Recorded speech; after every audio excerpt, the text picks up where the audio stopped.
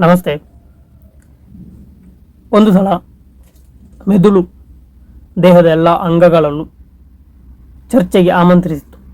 ಎಲ್ಲ ಅಂಗಗಳು ಬಂದಿತ್ತು ಚರ್ಚೆಗೆ. ಹೃದಯ ಬಂದಿತ್ತು, ಕಣ್ಣು, ಯಕೃತ್ತು ಬಂದಿತ್ತು, ಕಿಡ್ನಿ ಎಲ್ಲವೂ ಬಂದಿತ್ತು. ಈ ಸಂದರ್ಭದಲ್ಲಿ ಮೆದುಳು ಒಂದು ಆವಾಜ್ ಹಾಕಿತು. ನೋಡಿ, ದೇಹದಲ್ಲಿ ನಾನು ಅತಿ ಶ್ರೇಷ್ಠ ವ್ಯಕ್ತಿ, ನಾನೊಬ್ಬ ಶ್ರೇಷ್ಠ ವ್ಯಕ್ತಿ. ದೇಹದಲ್ಲಿ ನಾನಿಲ್ಲದಿದ್ದರೆ ನೀವು ಯಾರು ಇದ್ದು ಕೂಡ ಏನು ಪ್ರಯೋಜನ ಇಲ್ಲ. ಯಾಕಂದರೆ ನಾನು ಶ್ರೇಷ್ಠ, ನಾನು ದೊಡ್ಡ ಹೀರೋ ಅಂತ. ಇದನ್ನು ಕೇಳಿದಂಥ ಹೃದಯ, ಕಿಡ್ನಿ ಇವುಗಳಿಗೆ ತುಂಬ ಬೇಸರ ಆಯಿತು.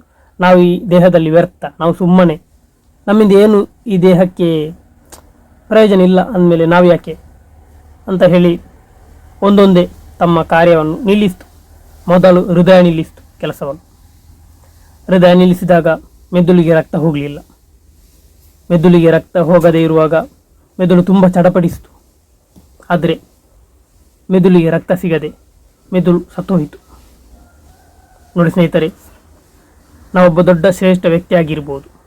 ನಿಜವಾಗಿಯೂ ಕೂಡ ನಾನು ದೊಡ್ಡ ಶ್ರೇಷ್ಠ ವ್ಯಕ್ತಿ ಆಗಿರ್ಬೋದು. ನಾನು ಈ ಪ್ರಪಂಚದಲ್ಲಿ ನಾಡು ಮಾಡಿದಂಥ ಕೆಲಸ ಕಾರ್ಯಗಳನ್ನು ಈ ಪ್ರಪಂಚದಲ್ಲಿ ಬೇರೆ ಯಾರು ಮಾಡಿರಲಿಕ್ಕಿಲ್ಲ. ಯಾಕೆಂದರೆ ನಾನೊಬ್ಬ ದೊಡ್ಡ ಶ್ರೇಷ್ಠ ವ್ಯಕ್ತಿ ಆಗಿರ್ಬೋದು, ಸಾಧನೆ ಮಾಡಿರ್ಬೋದು. ನನ್ನಷ್ಟು ಜ್ಞಾನ, ನನ್ನಷ್ಟು ಕಲಿತವನು, ವಿದ್ಯೆ, ಬುದ್ಧಿ ಬೇರೆ ಯಾರಿಗೂ ಇರಲಿಕ್ಕಿಲ್ಲ. ಆದರೆ ಒಂದು ತಿಳ್ಕೋಬೇಕು, ಎಷ್ಟು ದೊಡ್ಡ ಸಾಧಕನಾಗಿದ್ದರೂ ಕೂಡ, ಎಷ್ಟು ದೊಡ್ಡ ಜ್ಞಾನಿಯಾಗಿದ್ದರೂ ಕೂಡ, ಇನ್ನೊಬ್ಬ ಅಲ್ಪ ವ್ಯಕ್ತಿ ಕೂಡ, ಸಾಮಾನ್ಯ ವ್ಯಕ್ತಿ ಕೂಡ ನನಗೆ ಬೇಕು. ಜ್ಞಾನಿ ಮಾತ್ರ ಇದ್ದು ಏನು ಪ್ರಯೋಜನ ಇಲ್ಲ. ಸಾಮಾನ್ಯ ವ್ಯಕ್ತಿ ಕೂಡ ಅವನ ಜೊತೆ ಸಹಾಯಕ್ಕೆ ಇದ್ದರೆ ಮಾತ್ರ ಆ ಜ್ಞಾನಿಗಲ್ಲಿ ವ್ಯಾಲ್ಯೂ ಇರುತ್ತೆ. ಎಲ್ಲಿ ಸಾಮಾನ್ಯ ವ್ಯಕ್ತಿ ಇಲ್ಲ, ನಾನೇ ಶ್ರೇಷ್ಠ ವ್ಯಕ್ತಿ ಅಂತ ಯಾರಾದರೂ ಹೇಳಿಕೊಂಡು ಹೋದರೆ, ಅವನ ಜೊತೆಗೆ, ಅವನ ಸಪೋರ್ಟಿಗೆ, ಅವನ ಜೊತೆಗೆ ಯಾರು ಇಲ್ಲದಿದ್ದರೆ ಅವನು ಇದ್ದು ಕೂಡ ವ್ಯರ್ಥ.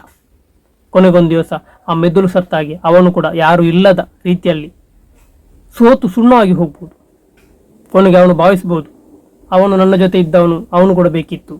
ಶ್ರೇಷ್ಠ ವ್ಯಕ್ತಿ ಮಾತ್ರ ಬೇಕಾಗಿ, ಶ್ರೇಷ್ಠ ವ್ಯಕ್ತಿ ಮಾತ್ರ ಅಲ್ಲ, ಶ್ರೇಷ್ಠ ವ್ಯಕ್ತಿ ಜೊತೆ ಇನ್ನೊಬ್ಬ ಹಿಂದುಗಡೆ ಬೇಕಾಗ್ತದೆ. ಯಾಕೆಂದರೆ ಒಬ್ಬ ಶ್ರೇಷ್ಠ ವ್ಯಕ್ತಿ ಆಗಿರ್ಬೋದು, ಅವನು ಇನ್ನೊಬ್ಬನ ಸೇವಕನಾಗಿದ್ದರೆ ಮಾತ್ರ ಅಲ್ಲಿ ಅವನಿಗೆ ವ್ಯಾಲ್ಯೂ ಇರುತ್ತೆ. ಶ್ರೇಷ್ಠ ವ್ಯಕ್ತಿ ಎಲ್ಲಿ ಶ್ರೇಷ್ಠ ವ್ಯಕ್ತಿ ಅಂತ ಹೇಳಿಕೊಂಡು ದರ್ಪದಿಂದ ಜೀವಿಸ್ತಾನೆ, ಅಲ್ಲಿ ಅವನಿಗೆ ವ್ಯಾಲ್ಯೂ ಇರುವುದಿಲ್ಲ. ಕೊನೆಗೊಂದು ದಿವಸ ಅವನೇ ಒಬ್ಬಂಟಿಗನಾಗಿ ಸೋತು ಹೋಗ್ಬೋದು. ಅದಕ್ಕೋಸ್ಕರ ನಾವೆಷ್ಟೇ ಕಲ್ತಿರ್ಬೋದು, ನಾವೆಷ್ಟೇ ಬುದ್ಧಿ ಇರ್ಬೋದು, ಎಷ್ಟೋ ಜ್ಞಾನಿಯಾಗಿರ್ಬೋದು, ನನ್ನಷ್ಟು ತಲೆ ಖರ್ಚು ಬೇರೆ ಯಾರಿಗೆ ಇರಲಿಕ್ಕಿಲ್ಲ, ನನ್ನಷ್ಟು ಜ್ಞಾನಿ ಬೇರೆ ಈ ಪ್ರಪಂಚದಲ್ಲಿ ಒಬ್ಬ ಇರಲಿಕ್ಕಿಲ್ಲ. ಆದರೆ ನಾನೇ ದೊಡ್ಡವನಂತ, ನಾನೇ ಜ್ಞಾನಿ ಅಂತ ಯಾವತ್ತೂ ಜಂಬ ಪಡಬಾರ್ದು. ಆ ಜಂಬ ಕೊನೆಗೊಂದಿನ ಆ ಮೆದುಳು ಹೇಗೆ ಸತ್ತ ರೀತಿಯಲ್ಲಿ ನಾವು ಕೂಡ ಸಾಯೋ ಪರಿಸ್ಥಿತಿ ಬರ್ಬೋದು. ಅಸಹಾಯಕರಾಗಿ ನಮಗೆ ಯಾರು ಇಲ್ಲದೆ ನಾವು ಮಣ್ಣಾಗಿ ಹೋಗುವಂಥ ಸಾಧ್ಯತೆ ಇರುತ್ತದೆ. ಆದ ಕಾರಣ ನೀವೆಷ್ಟೇ ಜ್ಞಾನಿಯಾಗಿರಲಿ, ನೀವೆಷ್ಟೇ ಬುದ್ಧಿಯುಳ್ಳವನಾಗಿರಲಿ, ನೀವು ಪ್ರಪಂಚದಲ್ಲಿ ಎಷ್ಟೇ ಜಾಸ್ತಿ ಕಲಿತವನಾಗಿರ್ಬೋದು, ಆದರೆ ಎಲ್ಲರಿಗೂ ಕೂಡ ನೀನು ಸೇವಕನಾಗಿದ್ದರೆ ಕೊನೆಗೆ ನಿನ್ನ ಜೀವನ ಶ್ರೇಷ್ಠ ವ್ಯಕ್ತಿ ಅಂತ ಹೇಳಿಕೊಳ್ಳಲಿಕ್ಕೆ ಸಾಧ್ಯ. ನೀನು ಎಲ್ಲಿ ಜಂಬ ಪಡ್ತಿ ಅಲ್ಲಿ ಆ ಜಂಬ ನಿನ್ನನ್ನು ಕೆಳಗೆ ದೂಡಿ ಮಣ್ಣಿಗೆ ಸಮಾನ ಮಾಡುತ್ತದೆ. ಕೊನೆಗೆ ನಿನ್ನ ಹೆಸರೇ ಇಲ್ಲದೆ ಹಾಗೆ ಹೋಗುವಂಥ ಸಂದರ್ಭ ಇರ್ತದೆ. ಅದಕ್ಕೋಸ್ಕರ ಜಾಗ್ರತೆ ವಹಿಸಿರಿ. ನಿಮಗೆ ಕೊಟ್ಟಿರುವಂಥ, ದೇವರು ಕೊಟ್ಟಿರುವಂಥ ಪ್ರತಿಭೆ ಅದನ್ನು ಉಪಯೋಗಿಸಿ, ಅದರ ಜೊತೆ ಇನ್ನೊಬ್ಬರನ್ನು ಪ್ರೀತಿಸಲಿಕ್ಕೆ ಕೂಡ ಕಲಿಬೇಕು. ಅಲ್ಲಿ ನಮಗೆ ವ್ಯಾಲ್ಯೂ ಇರುವುದು. ಧನ್ಯವಾದಗಳು.